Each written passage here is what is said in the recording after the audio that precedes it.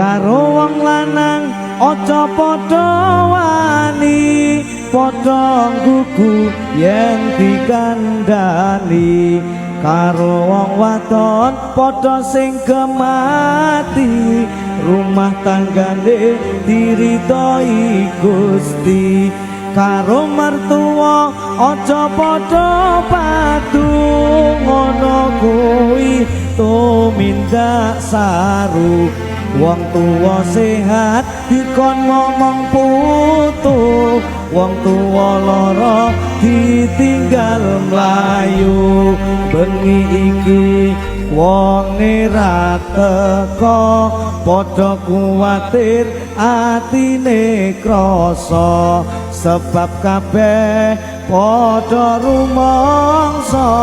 kelakuane pancen rapokro.